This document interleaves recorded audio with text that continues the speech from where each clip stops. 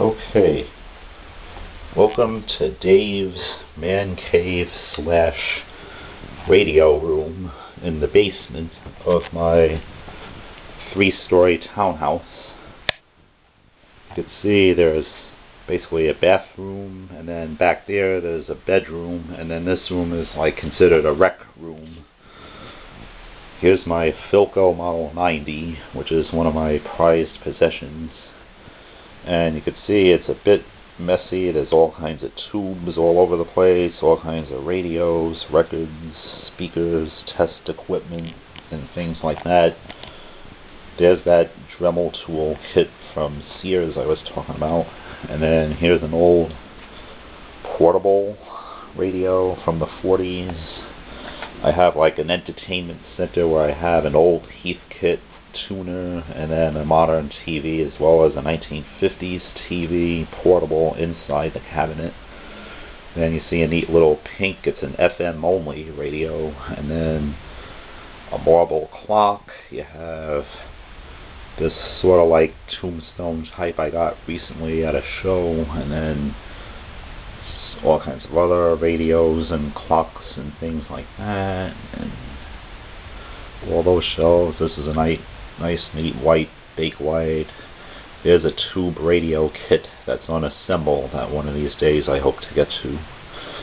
Then you come around and you have, the back window with the blinds. Then you have a GE AM FM radio, and then there's a couch for sitting to watch the TV, but I've got all kinds of stuff around right now, parts from radios I've been either working on or about to work on soon.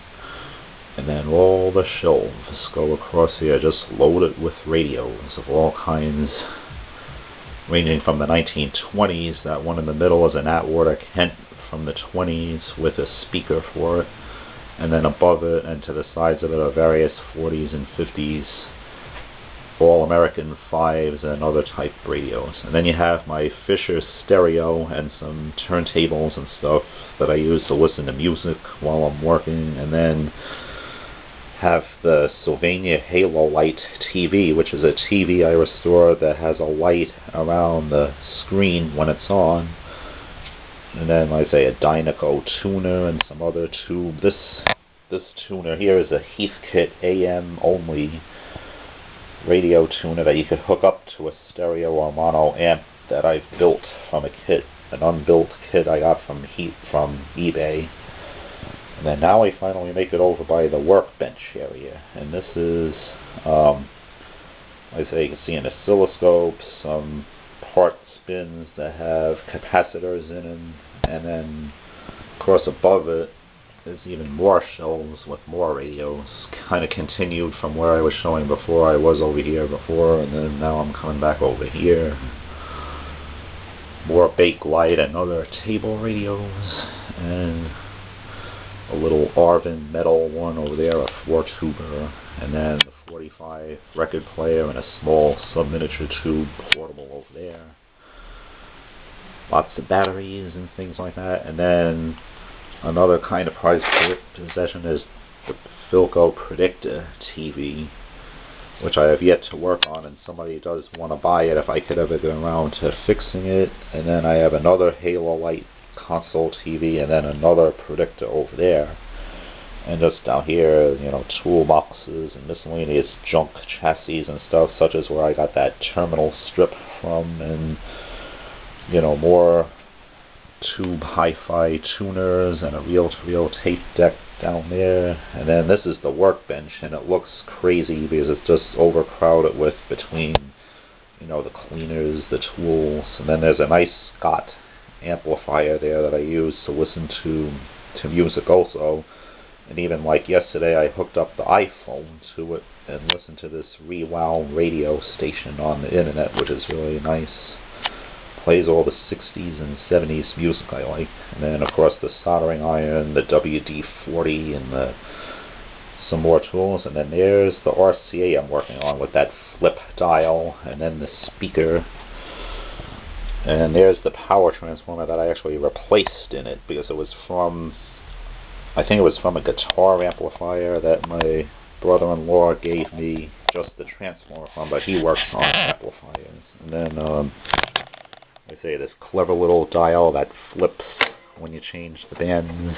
And then now I've got another problem that this control right here, this tone control, is arcing from the B plus to ground. So I have to see if I could find a way. I might put a capacitor in series to make it to block the DC and stop it from happening, hopefully. And then there's a couple more Bakelite now right over here. The ones on the two ends are actually intercoms. They look like radios, but they're actually intercoms. But I got a set of 3 of them at a flea market for like $5.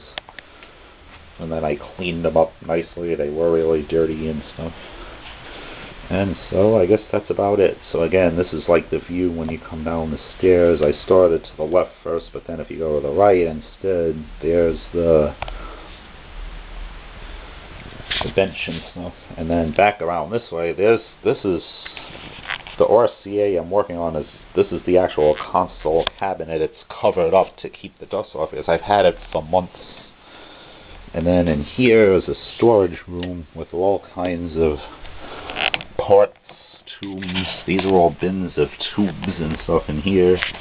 Here's a picture tube for that one of the Halo Light TVs I have to fix yet, and some more, a horn speaker, and more radios, more tubes, more speakers, and more of all kinds of stuff. A partial cathedral radio that I want to get around to building, making into one, and more test equipment and stuff. And back around here, even more shelves of stuff until you get to the hot water heater and the heat pump unit for heating the basement area. And that's about it. And then turning around back this way, there's an old TV there, a small one. And then more stuff. And then, like I say, this is how you get back out to the main room. Well, I hope you enjoyed Dave's Radio Room, and we'll be in touch. Take care for now.